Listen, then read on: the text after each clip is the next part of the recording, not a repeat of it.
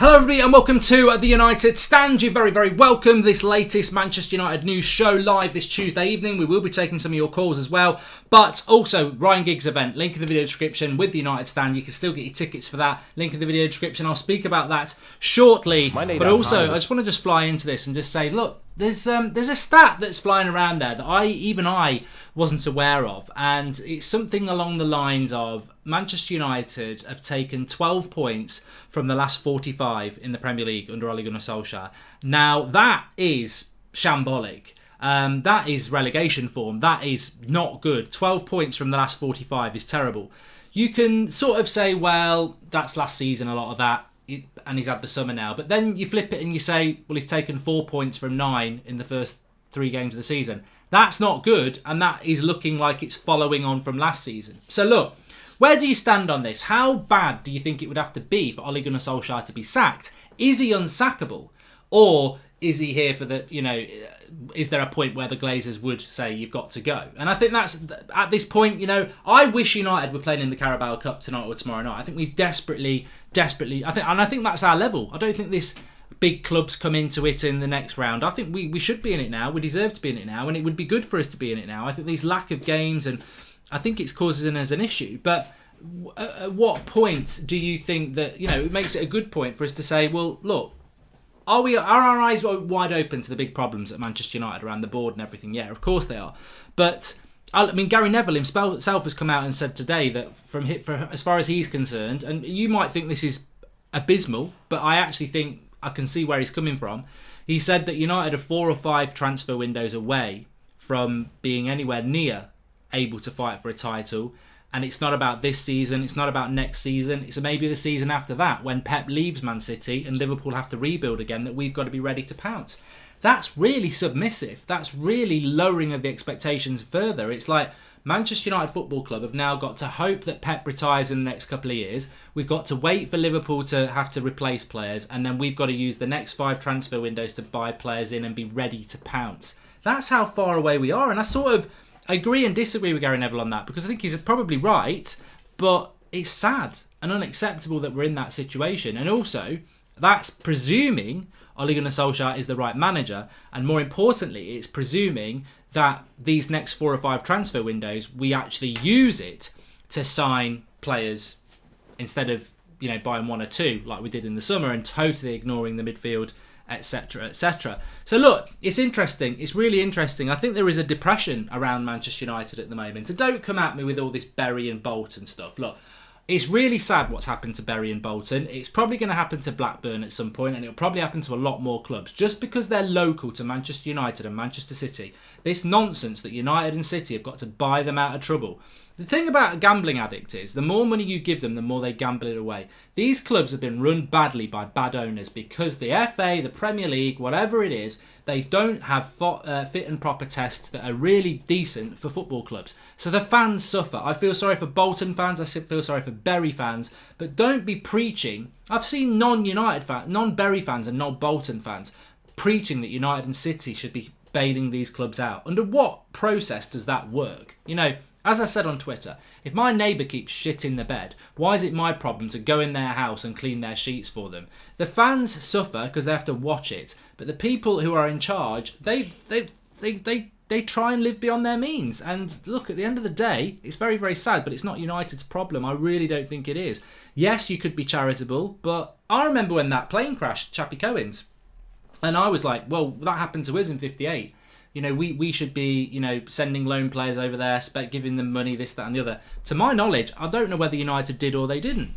And that, to me, is far more relevant than Bury or Bolton going out of business, because that's something that relates to something we went through as a football club. So us helping them out would have been a nice thing to do. I don't know whether we did or we didn't, but Bury going out, I don't get why that's Manchester United's problem. As a fan of football, I think it's really sad for their fans, though, and I really do.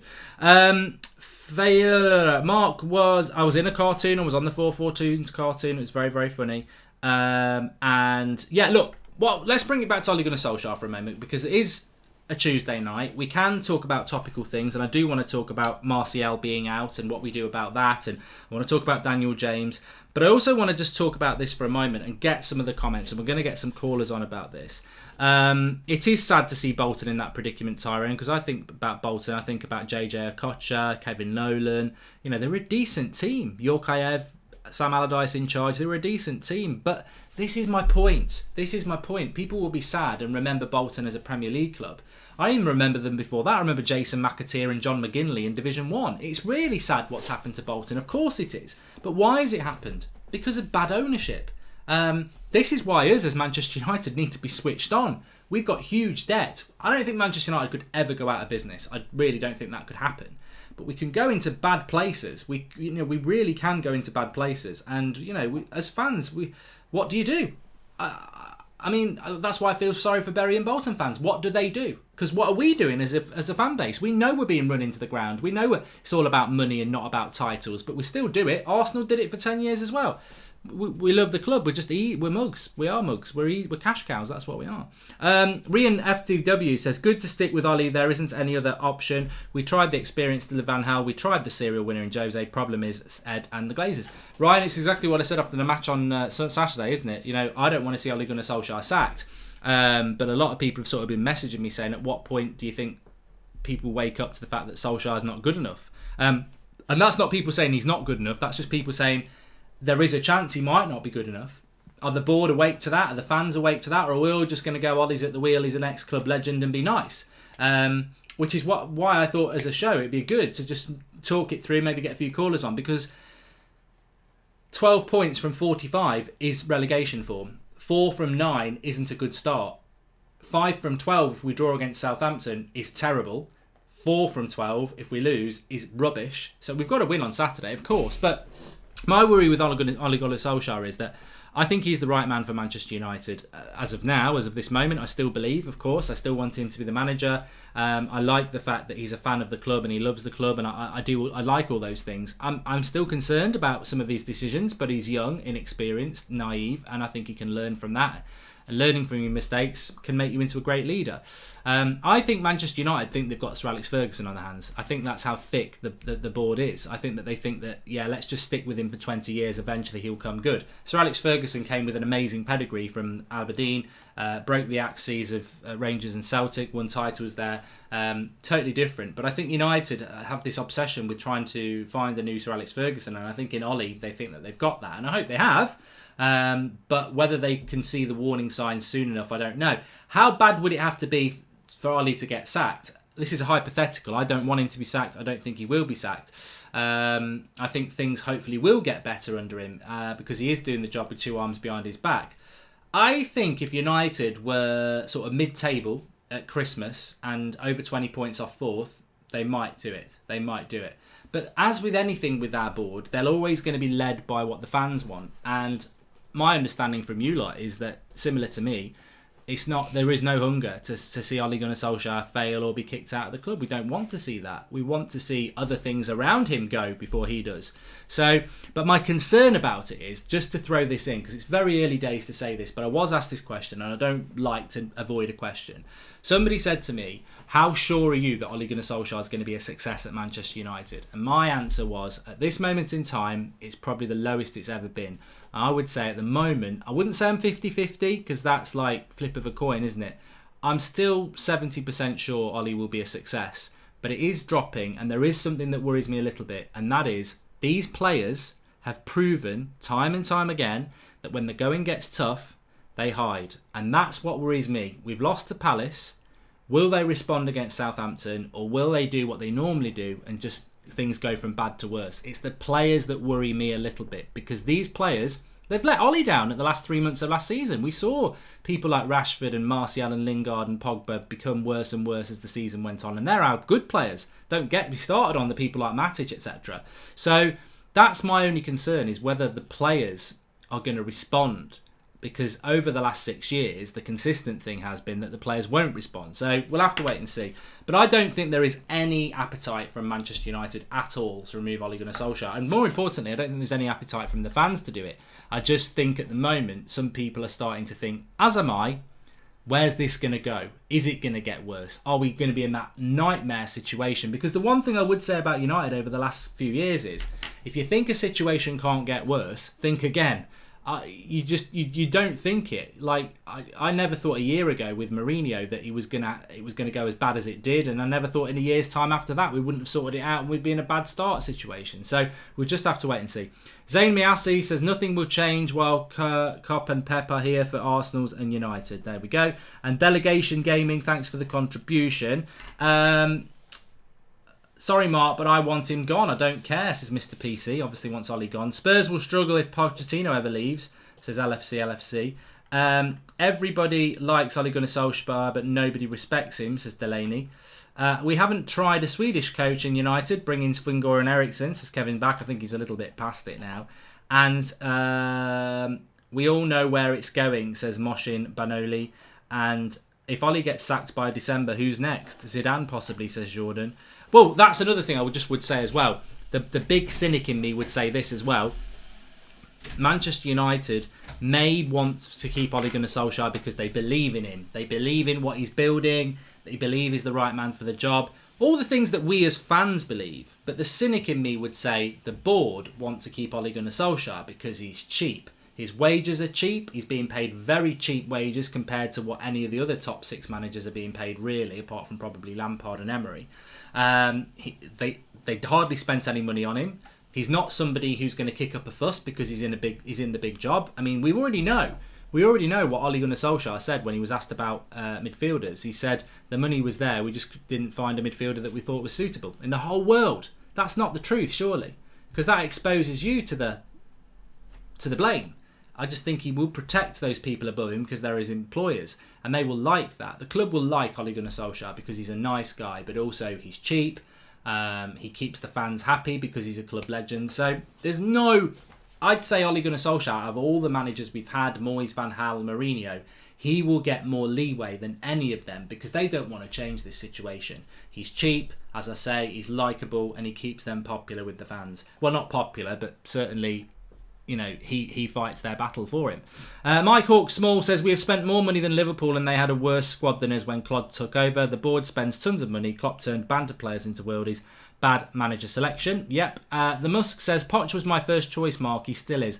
Ole is okay, but Glazers will never respect him enough to give him money. He needs Poch. Poch will get the money. Michael Mairstar says, I don't understand why you want to stick with Ole just because others failed when we all know it's the board's fault. He got sacked at Cardiff and won some stuff in Norway. That's not a good enough CV. And Anno Palyapan says, Newcastle fans decided to boycott the matches to make an owners realise the issues. Even Newcastle. When will Manchester United fans respond? When will the fan channels respond? We need to something else. It will get worse. Anoop, I've got to pull you up on that. I mean, thanks for the contribution, but last time I checked, Newcastle's owner was still Mike Ashley. So anything Newcastle have done is not successful. So that's the first thing I would say. And the second thing I would say, obviously, I'm not going to shirk this. What can the United Stand or any other fanzine do to make change at Manchester United? Well, that's not really what we're there to do.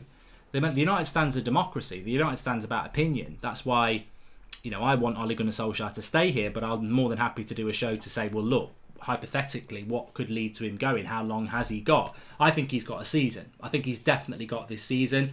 I can't see a scenario where they would sack him. I think as long as we're around 8th, he will stay for the whole year. Any lower than that, and look, it depends on how the fans react. But I think as long as Ole Gunnar Solskjaer shows that he wants to play a high intensity football, he says the right things, you can see that the players are trying. There's a good result here, there's a few bad results, but there's a good result. Mediocre crap, really, Everton form, but that will keep him in a job. That'll probably keep him in a job for another year as well. I don't think this club wants to move him on. But yeah, it's all about opinions, isn't it? I can't get the Glazers out of Manchester United no more than the whole 500,000 subscribers the United Stand's got can get the Glazers out of Manchester United. We've got millions and billions of fans, apparently. Everybody would need to be on the same page, and the one thing we are as a fan base is we're not United. I've been doing this for 5 years and I've never seen such a group of fans of that are so up their own arse and have so many different opinions and would never work with different people. So that's that goes into the owner's hands, of course it does.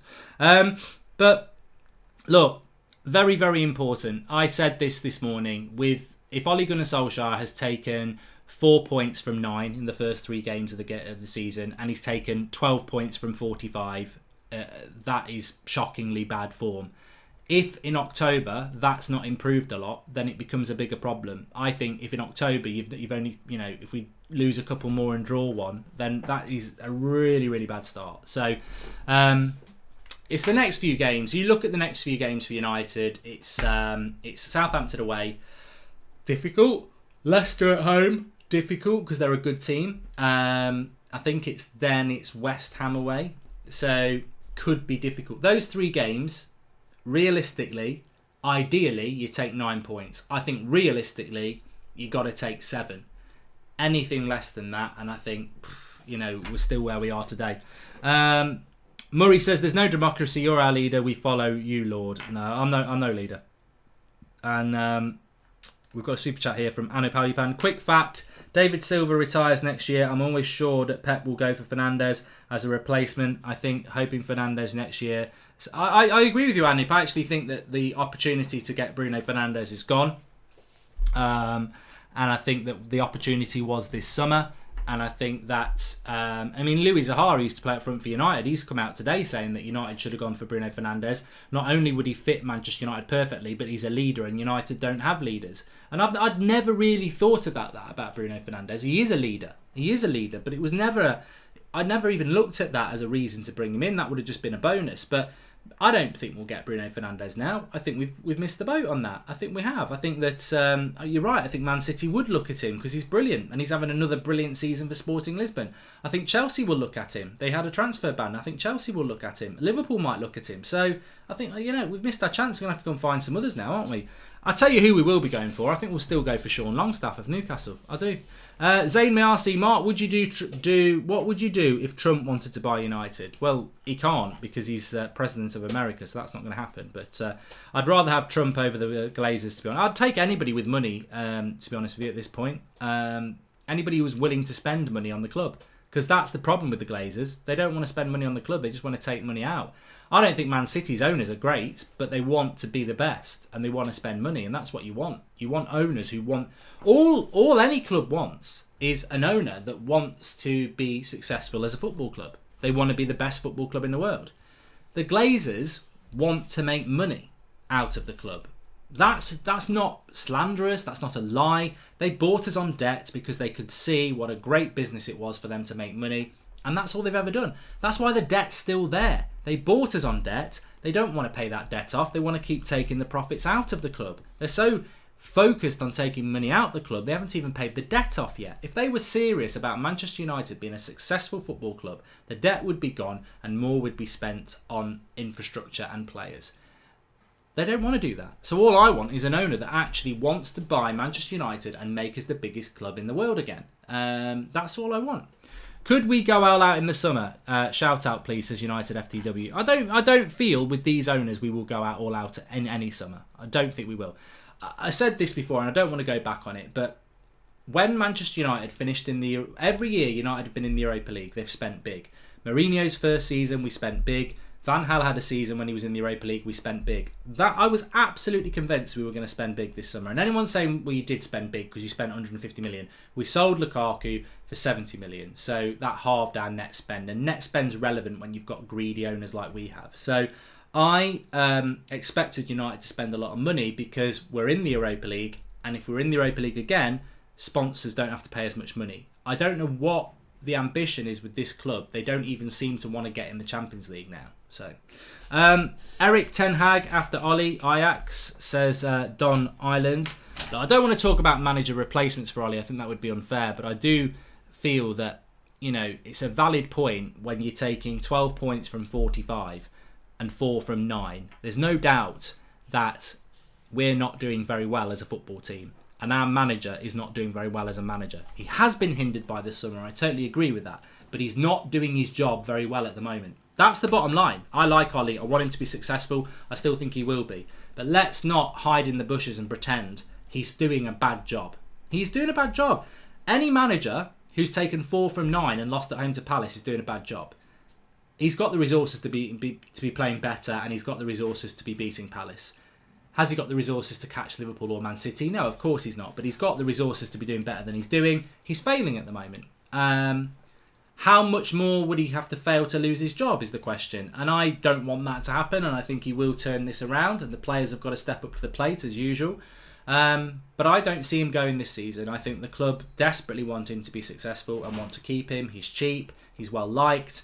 I think as long as we're always in the top 8 this season, he's safe. He is safe. And I think they'll give him a lot longer than they gave Moyes, and Moyes nearly got a full season. Mike Hawksmall says, look at the money spent. We spend money. The problem is vision and mentality. Mark, you won't be happy till we're an oil money spending club like City.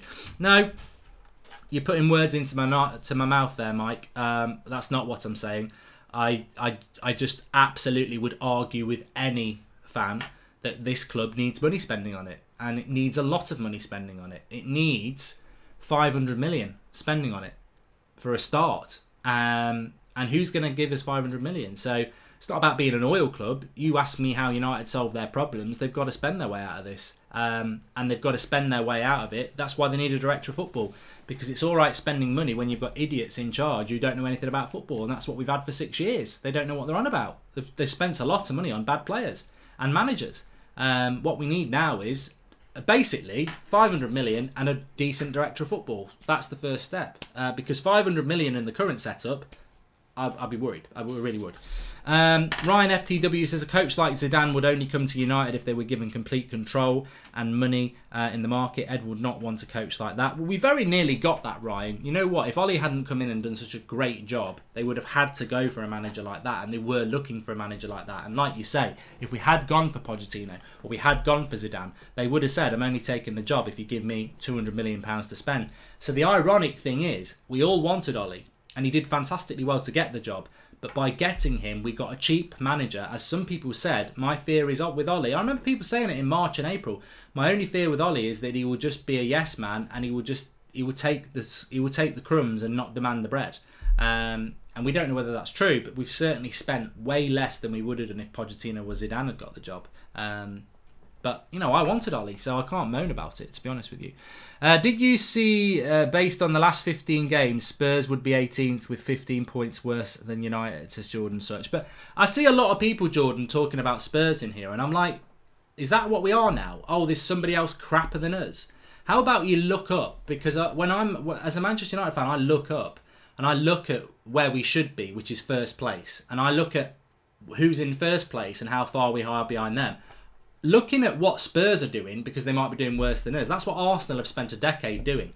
Arsenal have spent a decade being focused on. They don't care if they finish second from bottom, as long as Spurs finish bottom. So when you say to me, "Well, look at Spurs, they're in a worse boat than us," well, it's that same old thing, isn't it? It's like, oh, look at his crap trainers. They've got a few more holes than mine. You know, I want the good trainers. I want to be the best. That's what Manchester United's always been, and that's what United should be. So I don't give a shit what Spurs are doing, to be honest. I don't care if Spurs are worse than us. They're not what I want to be looking at as a benchmark, to be honest with you. So yeah, maybe Spurs are worse than us, but that's Spurs' problem. We're bad. And what our problem is our problem to solve. Anna Palipan says, Mark, your last episode discussed about rebuild with kids. To agree with that, finishing 6th or 8th, it would be, imagine, I can't read the comment, mate. It's hard for me to read. Really hard for me to read. 6th or 8th is okay. Would that, but imagine that 8th, 7th, then top players will go and can't attract any top talent. Do you think you have any future outside 4th? I'll try and interpret that and say the youth isn't going to be good enough. The youth is not going to be good enough for this problem. It's not fair on the youth, and it would be a miracle. I thought the class of 92 were a miracle in many ways, that you got so many talented young players at the same age in the same group, and that was 5 stroke 6. But we would need 7 or 8, and they would have to be better than the class of 92. And remember, the class of 92, as I keep telling you, came into a team that had Cantona and Keane and Schmeichel and other leaders like Irwin, who nurtured them. Who's nurturing the talent? We've got to spend money. We've got to spend money. And I do agree with Gary Neville. I think we are 2 years away, and I think we are 4 transfer windows away. But we've just wasted 1 transfer window. I don't think this board will do what Gary Neville's talking about. When he says we're 4 or 5 transfer windows away, he's talking about 4 or 5 efficient transfer windows. That transfer window then, how can I explain what an efficient transfer window is? Last summer that's just gone, Wan-Bissaka and Harry Maguire are halfway to an efficient summer. We needed 2 midfielders as well. That would have been step 1. Next summer, maybe you get a left back, maybe you get another forward, maybe you get a right winger, step 2. Step 3, maybe one of your centre-backs has not been that good, you need another one, maybe you need another midfielder, step 3. You know, that's how you do it. We haven't even made half of step 1. Next summer, we're going to be getting midfielders when we could have done it this summer, so which means we don't get the right winger. You know, it is 4 or 5 transfer windows away, but it's 4 or 5 transfer windows away with the right spending. We're not doing that. You know, look at the last 4 transfer windows. 2 of them we spent nothing. 2 of them we spent net 70 million. It's not good enough. Ethan Webb says, how did we waste the transfer window? Mate, look, you're either a troll or you're thick. I'm sorry. I've just explained to you why we wasted the transfer window. That midfield is crap, and one of our best midfielders walked out the door and we didn't replace him. If you think that's not wasting a transfer window, to totally ignore the biggest area of injury to United is the midfield, and we've not done anything about it, that's wasting a transfer window. We all know Harry Maguire and Wan-Bissaka are good signings, but we totally neglected the most important area of the pitch, which is the midfield. And if you can't see that, that's up to you. Who needs midfielders? Not Ollie, says Joe Allen. He's going to need them. He's going to need them. Frederick says, you call the transfer window a waste. We got 2 excellent defenders and a great winger. Mate, listen to what I just said. People are starting to irritate me here because you're trying to be smart, but you're coming across as really not that smart. Like, nobody is going to disagree with me that we wasted that transfer window by not sorting the midfield out. Why do you think we're not creating chances? Why do you think we're struggling? The midfield is not good enough, and we let our second best midfielder walk out the door for nothing.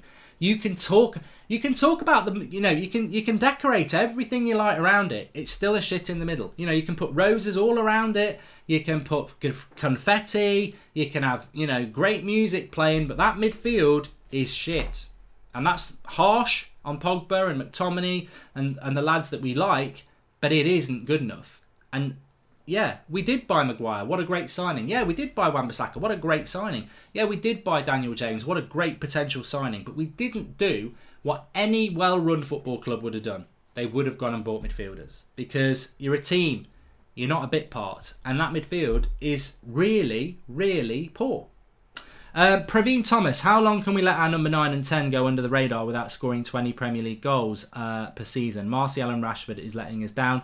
Praveen, you've just answered my question there perfectly. You want to go in on Martial and Rashford for not scoring 20 goals. Can you tell me how many chances Martial had on Saturday against Crystal Palace?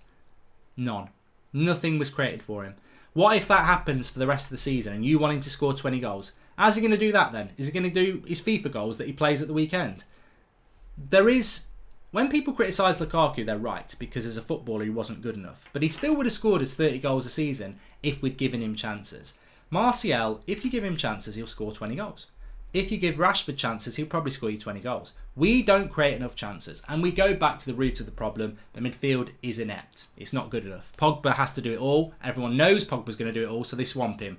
McTominay and the rest, they're not creators. So, we you know, the strikers, I've said this for years. I even said it when Lukaku was here, when Zlatan was here, that we, as a football club, we don't create many chances, and we haven't created many chances for a long time. Even under Van Gaal, under Mourinho, under Ole, check the stats. We don't create enough chances. So going in on the strikers and saying, oh, is anyone going to address the fact that they don't score 20 goals? Well, yeah, let's address it, but let's address it in the truth, that we don't create enough chances. Think we could end up with a bare bones squad, says Gordon Murray. I certainly think that Sanchez is going to go. Whether that's right or wrong, I don't know. I think he will. If you don't like leeches, don't swim in the swamp. The owners are sucking the life force of the club. We solved that problem by not buying fan gear or tickets. They will learn to appreciate the fans, says Carlos Rondon. I agree, Carlos, but good luck with getting anybody to do that. You know, in the height of the summer, when everyone was saying Glazer's out and they didn't want, you know, we didn't buy any midfielders, everyone was buying the new shirt because they liked it. Jonathan and Cherry Smith. Mark, we were all not happy with United, but we like the United channel, but please respect us watching you. Jonathan and Cherry Smith, thanks for the contribution. I do respect people, but I'm sorry. If you think you're going to come on this channel and not get an answer back from me, then you're on the wrong channel. Look, that's not how this channel's worked. It's never worked like that. I'm not the United Stand. I'm the presenter of the United Stand. I read the comments out, and I'm not a bloody robot. If somebody says something stupid, like, oh, I don't think that transfer was a waste. I'm sorry, me as a United fan, it infuriates me. I think it was an absolutely disgraceful transfer window. And the reason I don't talk about it much anymore is because it irritates me so much. It absolutely irritates me. And 99% of the people I speak to on the streets or at the United Stand event, or whatever, they all said the same thing. They were furious about that lack of investment in the midfield. So if somebody says to me, it wasn't a bad transfer window because we got Maguire and Wan-Bissaka, I'm sorry.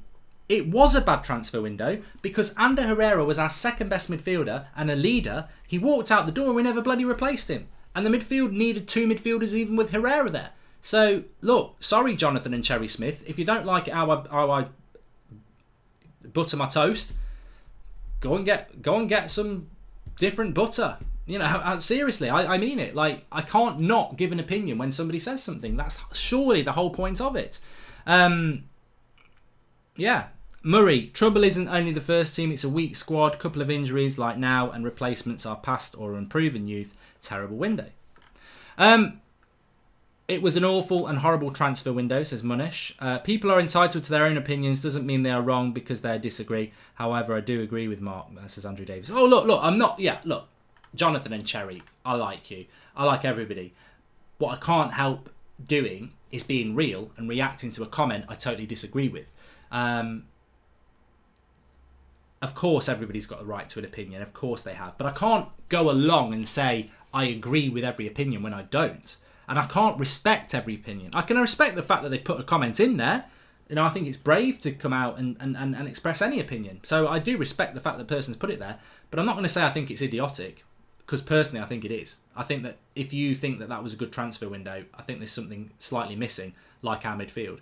Mike Hawk Small says, Martial couldn't score 20 goals with Xavi and Iniesta behind him. Don't forget, at the end of last season, everyone was moaning, now flip-flop Martial FC.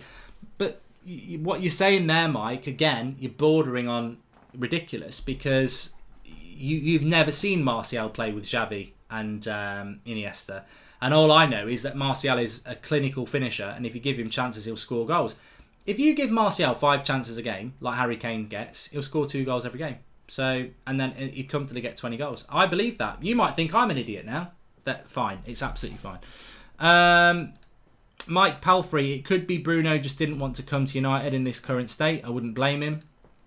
I think he would have come. I think the more youth players that play encourages the overall squad to play with more tempo. Thought it based on the pre-season tour. I think that's a very good point from Gordon, and I you know, it's good to say things like this because when you look at the pre-season tour, when Matic wasn't on the pitch and Mata wasn't on the pitch, United played with a far better tempo and pace. Now they've not been on the pitch this season so far, and we've still struggled. And I think you're right. I think when you think about what we did well on the tour, when Chong and Gomez and Greenwood were on the pitch, we did seem to play with a more urgency, but the ball seemed to move around a lot better in the final third, which is ridiculous because they are only youth players. But the senior pros, the Lingards, they just don't seem to be able to move the ball quick enough and accurately. David Smith says the proof that it was a bad window is that yes, we bought in 2 defenders but have no creativity and have still conceded 3 goals in the last 2 games. I think that's a good point, David, actually. 2 very good defenders brought in, but we've conceded 3 times in the last 2 games. Yeah, because they've got no protection from the midfield. You know, look at nobody has even bothered to talk about this much, actually, because the Crystal Palace game was more about we've done it again. We've done it again. And everyone talks about the Lindelof goal because he should have won the header. Who scored the winner for Palace? Patrick Van Aanholt, a left back. It's not a striker scoring a goal, is it? It's not Harry Maguire's fault. It's not Wan-Bissaka's fault. Well, maybe it is. Maybe they should have picked the runner up, but it's a left back. It's a bloody left back scoring a winner. Welcome to Kailash Patali Prasad, the latest member of the United Stand Members Club.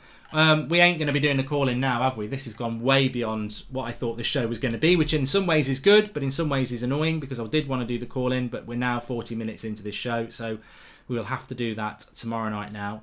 But Van Aanholt is better than Shaw. Nobody asked, Vaniak. No one asked. Let's talk about Dan James, actually, for a moment. I mean, look, let's talk about Martial for a moment. There's a couple of things I want to talk about topical. Martial's apparently out for the Southampton game. What would you do? Who would you play? Who would you play up front? Options really, you could put Rashford up front, you could put Greenwood up front, you could keep Rashford on the left and put Greenwood up front and play Dan James.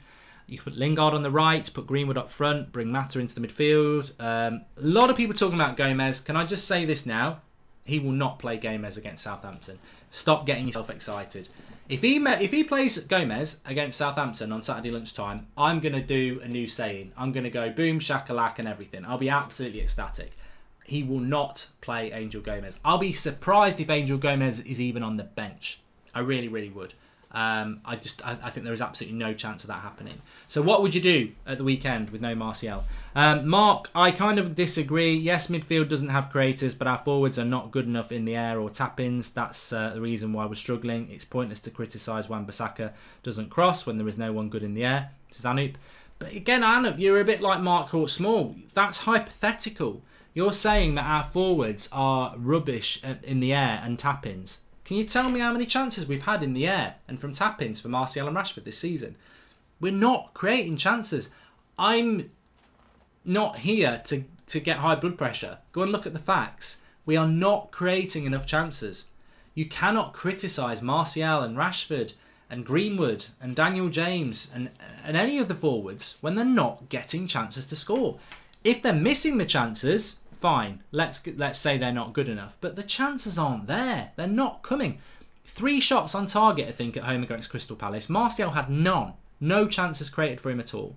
The only half chance he had was when he tried to get into the penalty box and it looked like it was a penalty. A striker for Manchester United at Old Trafford should be getting 3, 4, 5 good chances created for them every game. You know, I remember the days of Hughes and Cantona and Cole and York and Ollie. Their goals weren't like that one chance. They were missing a lot of chances because they were getting so many. There was loads of chances, posts, crosses going over the bar. Good teams create lots of chances. You watch Liverpool, you watch Man City. Sterling misses a lot of chances. He scores a lot of goals because he gets a lot of more chances, but he does miss a lot. That's what big teams do. United forwards have to be so clinical because they don't know when they're getting the next chance. They don't. It's like a starving person, isn't it? You might absolutely hate cauliflower cheese, but when you get delivered it, if you're hungry, you've got to eat it because you don't know when your next meal's coming.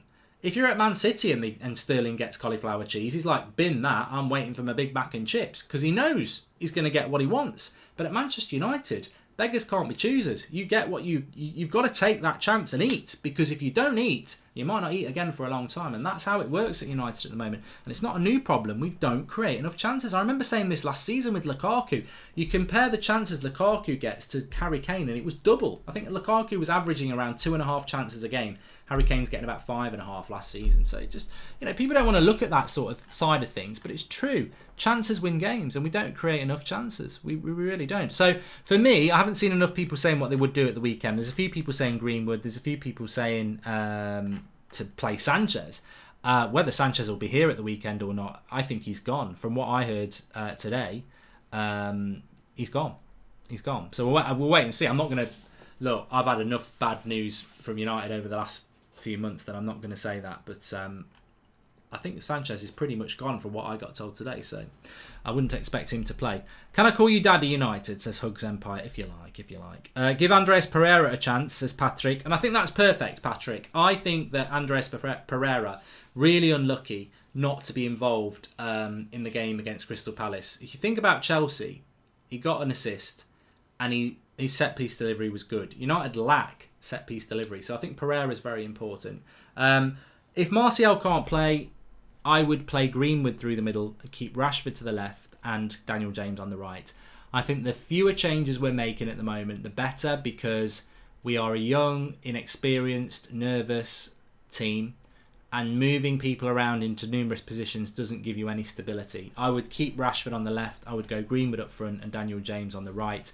Obviously, I wouldn't be playing Lingard. I would think about maybe bringing Pereira to that position or Angel Gomez, not Mata and certainly not Lingard. Fred or Pereira could maybe support our attack, says Vilmanen. I mean, good news about Fred is that apparently he does want to be at the club. So I don't see how we would let Fred go, to be honest with you. Please do smash a like on the video, everybody, if you are watching live. Thank you very much. bottom right hand corner to subscribe, and let's see if we can get 1,000 likes while we're live. I should just go 1, 2, 3. We hit loads. Everyone hits a like, and we hit 1,000 likes. But let's see. 1, 2, 3. Smash a like.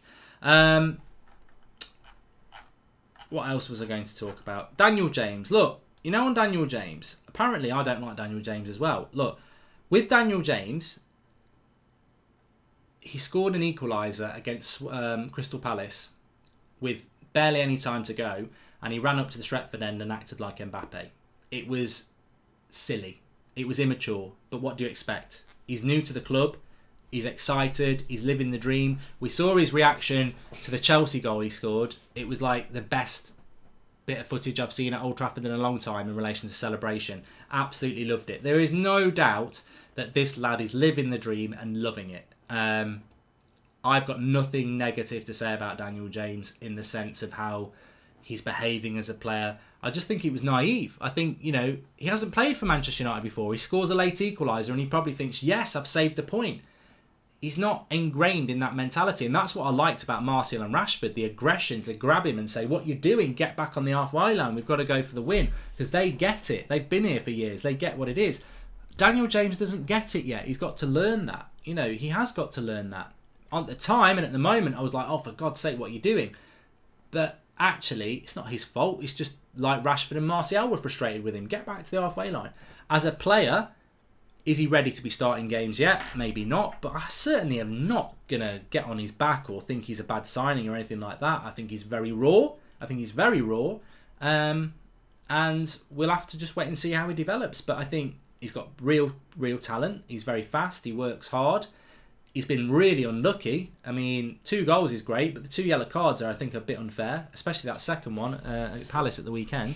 I think he'll be all right. And I think the criticism is a bit unfair. Mark Poch will be our manager in the summer, says Carl Fleming. Look, I don't really want to talk about other managers when we've got Ole Gunnar Solskjaer because that's ridiculous. And I don't believe Ole Gunnar Solskjaer is going to get the sack. But Pochettino, keeps doing the same thing as well. His record's not that good at the moment at Spurs. He's had money in the summer. And he's got a very, very good squad now. And they're losing games at home to Newcastle. He's not a new manager of Spurs. Why are they losing? You know, they're not playing at Wembley. They're playing at their own ground. They've just got a fortuitous but good point at Man City that keeps them potentially in a title race. And then they knock themselves out of a title race by losing to Newcastle. And people say, well, you can't be out of a title race in August. You bloody can be. Arsenal are out of the title race. Spurs are out of the title race. Chelsea are out of the title race already because they've already dropped stupid points that Liverpool and Man City won't drop. Great strikers create their own chances and assists, says Mike Hawksmall. No, they don't. You're just trying to wind people up. Because you've got absolutely no argument that Anthony Martial is a bad striker. So now you've moved from our strikers aren't good enough. You've been put back in your box because everyone's told you that we don't create enough chances, and now you're trying to say that great strikers create their own chances. Yeah, no, they don't. They don't. There are examples of very good strikers scoring individual goals, like Ronaldo, both Ronaldos, Messi. But actually, people like Alan Shearer didn't really create their own chances. They needed service. Most decent strikers, Andy Coles, people like that, they need service. There will be occasions where they score individual goals, but hello, do you not remember Anthony Martial doing it against Liverpool? Because I do. Rashford up top, Greenwood on the right, James on the left, Gomez in Lingard's place. Never going to happen. That's the dream, Ben Cullen. That's the dream. You need a striker like Diego Costa for us, in my opinion, says Vikram Chichawa. I don't agree with you, Vikram, to be honest. I think one of the most impressive things about Martial this season has been his strength, hard work rate and hold-up play. I've said this before. I think Manchester United could have Cristiano Ronaldo up front and we'd still struggle. Again, we're back to decorating around the hole, aren't we? Yeah, we've got a good back four now. We've got a very good goalkeeper. Yeah, I think we've got talented attackers as well. The midfield's where the problem is. And you've got one of the best players in the world in the midfield, Paul Pogba, but he can't do it on his own. The midfield is a hole, even with Paul Pogba in it, because a midfield is a 3, or it's a 2, or it's got depth. United don't have all that. Pogba can't do it on his own. We've got Manchester United's problems at the moment are the midfield. Anybody who knows anything about football knows that, because that defence is really strong, but it's still conceding goals. 3 goals in 2 games against Wolves and Palace. Yet we've got such a brilliant goalkeeper and back 4. 2 goals in 2 games against Crystal Palace and Wolves, and hardly any chances created with that attack. That's because the midfield's not created. The midfield is making the defence weak, and the midfield is making the attack weak, and that's the problem at the moment. And we all predicted it. We all predicted it in the summer.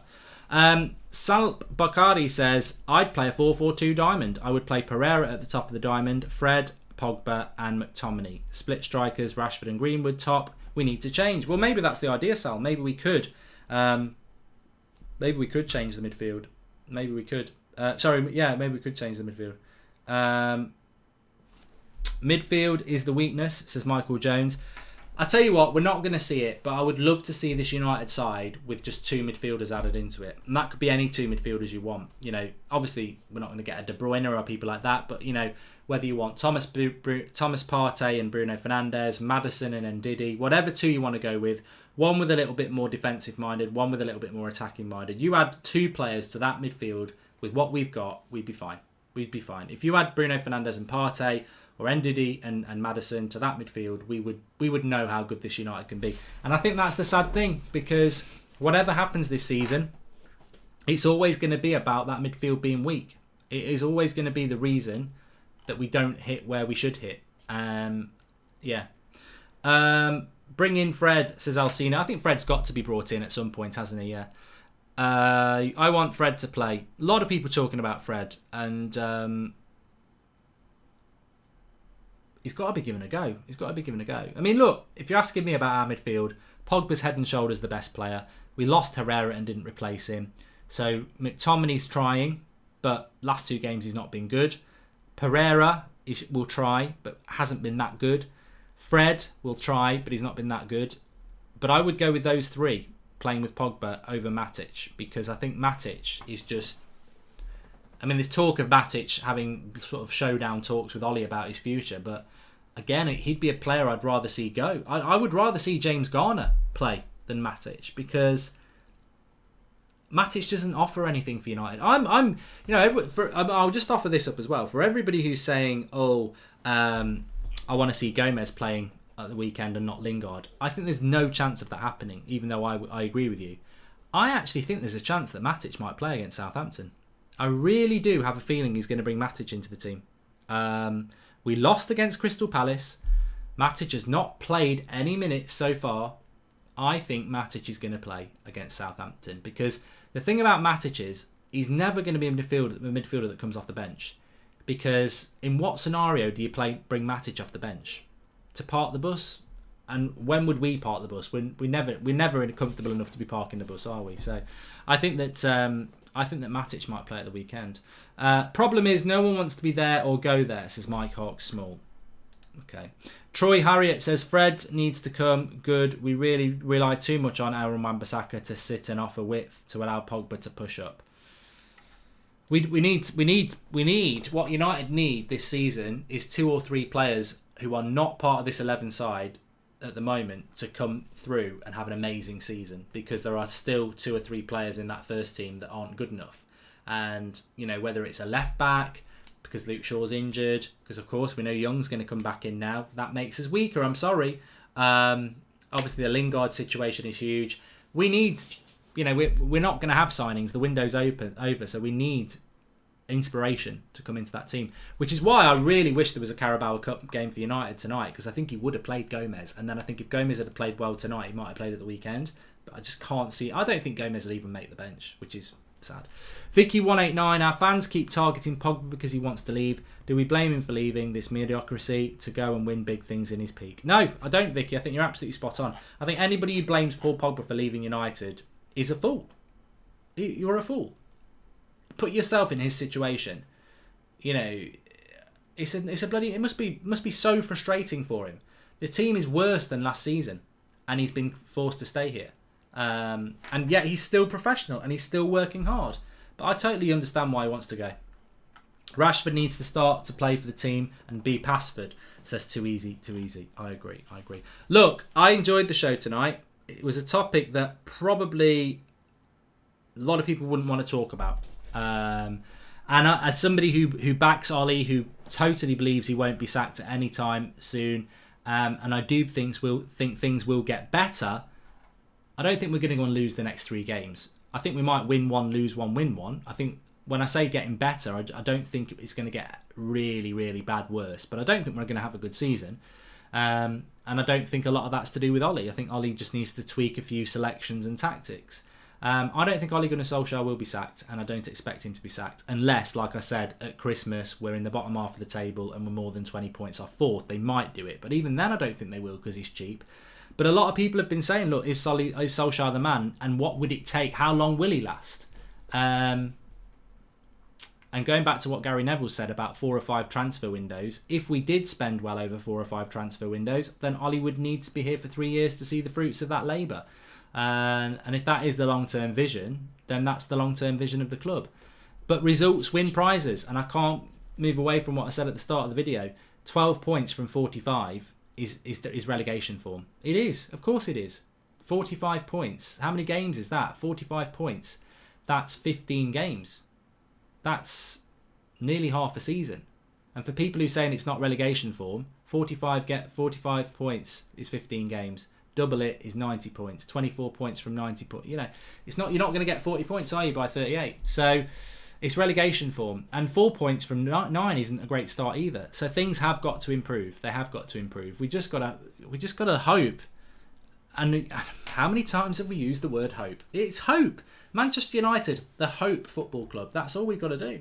2 changes to line up and this whole squad is going to look different, says Jared Wessels. I agree. I think, look, hypothetically, just to make you feel a little bit more positive, this is how close we could have been if we'd had a good transfer window. You got De Gea, you got Wan-Bissaka, you got Lindelof, you got Maguire, you got Luke Shaw. You've got centre defensive midfielder, a new midfielder in the Herrera position, Paul Pogba, and then you got Rashford, Martial, James, or Rashford, Martial, Greenwood, or Rashford, Martial, Lingard. The midfield 2 midfielders would have made the world of difference, but we all knew that.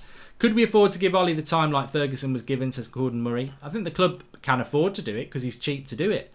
But let's not forget, Sir Alex Ferguson had a lot of money before he was successful.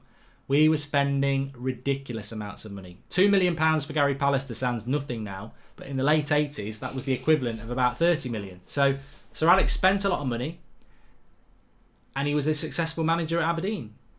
So there's not really parallels, but I think the club want to do that, but they don't want to spend the money. Do you still think Fred is a top 10 midfielder, says Mike Hawk Small? If I said that, I'm wrong.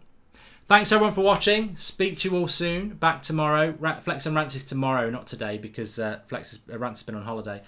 Please do smash a like on the video. Subscribe to the channel. We're not afraid to say it how it is on here, and we're not afraid to talk about the topics, because at the end of the day, we all love this football club, and we all want to be successful. And there's no point just sitting back and just accepting things. Look at what, especially when you look at what's going on at Bury and Bolton. Those fans might not have a football club anymore, and they've just sat back and watched the nightmare unfold.